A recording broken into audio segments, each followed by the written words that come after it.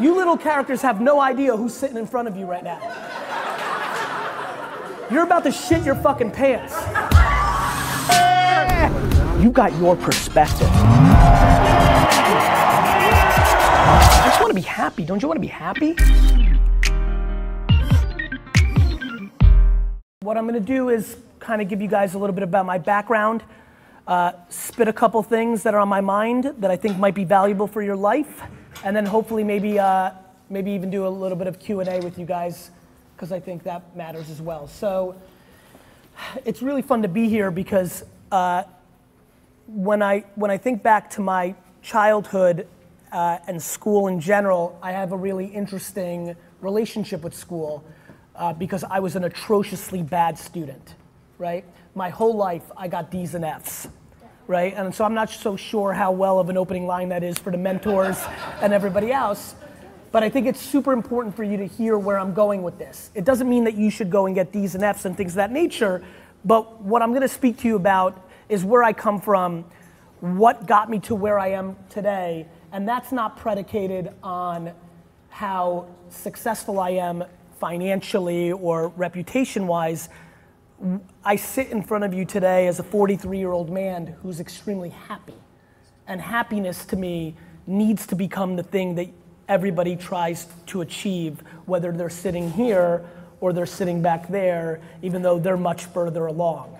So I was born in the former Soviet Union. I was born in a small country called Belarus, which was part of the Soviet Union near Russia and that part of the world, near Poland.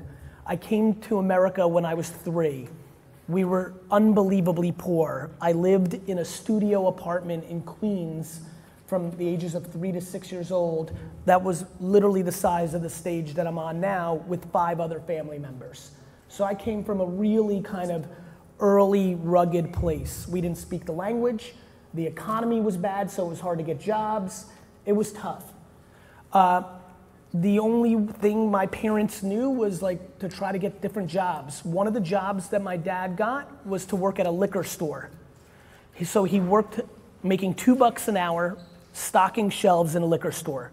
He didn't go to school in America. He couldn't speak English. He just had to provide for his family. We lived extremely humbly my whole life. My dad worked very hard. We saved every dollar. I went on one family vacation my entire childhood. It's just the life that I lived. It's where I came from. We eventually moved to New Jersey after my dad became the manager of that liquor store, and we made a little bit more money, and we were able to move to New Jersey. In New Jersey, at the age of 6, I started my businessman entrepreneur career, right? If I could wish all 66 plus of you one thing besides health, I would wish you self-awareness.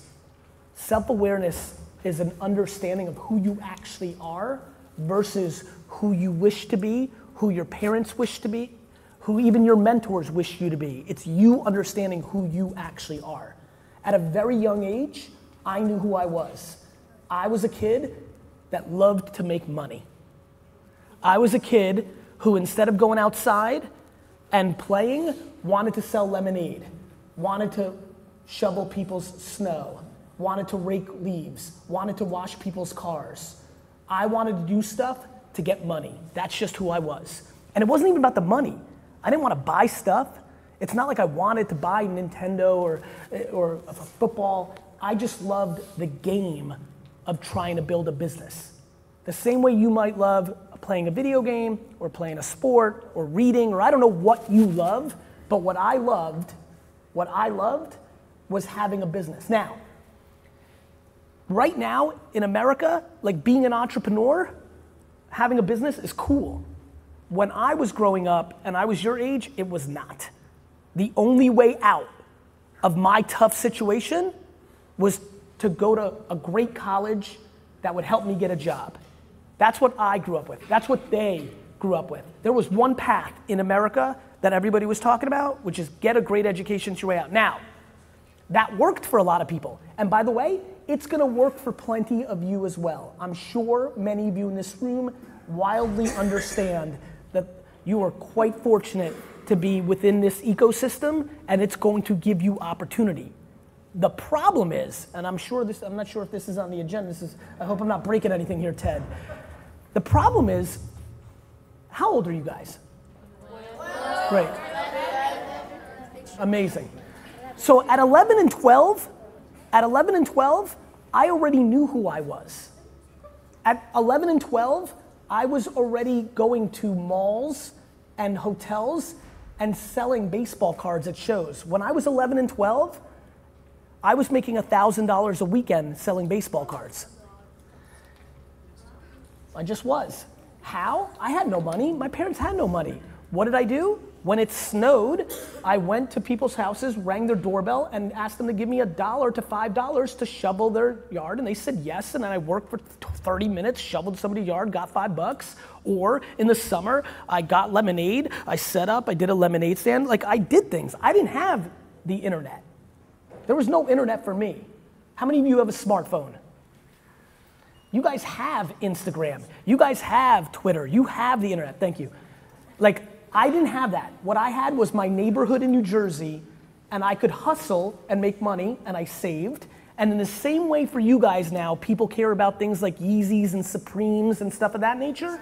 When I was in your age, that was baseball cards. Everybody in my class wanted cards. They wanted sports cards. They wanted Greek Freak rookie cards. They wanted Steph Curry rookie cards. They wanted that, right? So I took the money that I made from shoveling snow and lemonade, and I started buying cards, and I'd buy somebody's card for $2, and I'd sell somebody in class for $4, and I worked slowly and surely and every day. And by the time, it's crazy to look at you, because you guys look young as hell to me right now. To look at your faces and realize I was already doing baseball card shows for real and making that kind of money. What's crazy is you have a much bigger advantage over me. You do actually have Instagram. You do actually have Twitch. You do actually have YouTube. You have that. I didn't. And so I sit and look at you. I laugh when people think like that you're so blessed to sneak into this little group and that educate. That's great and that's right. And a lot of the human principles and friendship and stuff of that nature. Ted's right. I promise you something right now, and this is going off the script again. You actually having a friendship with the kid to the left and right of you is gonna matter a hell of a lot more when you're older than the reading level you're at, or if you learn calculus eventually. That's just life. That's how I see life. Now, that's for me, because I was self-aware, because I wasn't a good student, and because that's what I was. Some of you may be geniuses in science. You may fall in love with reading because you never did it before. That's you. You need to be you. But let me tell you this, the hardest thing at this age is to be you and not let other people's voices into your head to factor into who you should be. The hardest thing right now is to not do what you love because it's not cool or nobody else likes it or rolls with it. That's the hardest thing. It's hard at this age to love kites or to love surfing or to love reading when it's not cool. It's easy to love Supremes and LeBron. Everybody loves Supremes and LeBron. I don't like LeBron that much either.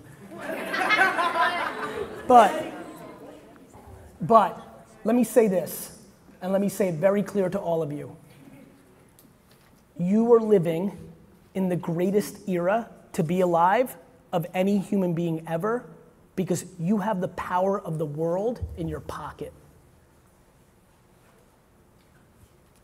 And you don't know that because you've never known no different.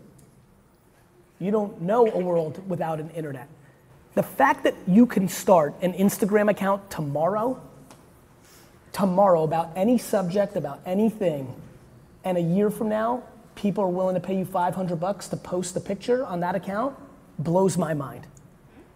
And if that's in you, and you love that, you need to take that very, very seriously.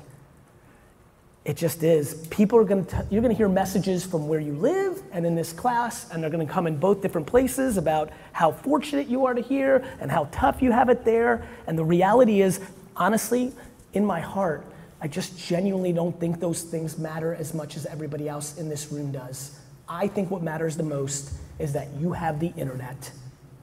And regardless of where you're from or how it's supposed to play out, every teacher in my life told me I was gonna be a loser. Straight up. It's just the truth. And by the way, I'm not mad at them. It was the 80s. We didn't have to be that politically correct back then. And when you get bad grades, that's what your teacher thinks. But inside myself, I always knew that wasn't true. I knew what I liked. The reason I had a very happy school career is peer pressure never penetrated my dome. I always knew who I was gonna be. I didn't care what was cool or not cool at the time. I just knew that I was gonna do my thing because I loved it. I didn't care that selling baseball cards went from cool in 6th grade to not cool in 10th grade. I kept doing it because I loved it. And I'm gonna give you another really good piece of advice. All those voices that tell you no, can't, not as good, whether that's your aunt, your neighbor, your older sibling, or even your parents, they're wrong. Life's about yes. It's just the truth. It's just unbelievable, my man. It's just unbelievable how much opportunity you guys are gonna have the rest of your life. It's just unbelievable. It makes no sense. Boys that look like you in the 80s, lost. Boys that look like you in the 2020s are gonna win.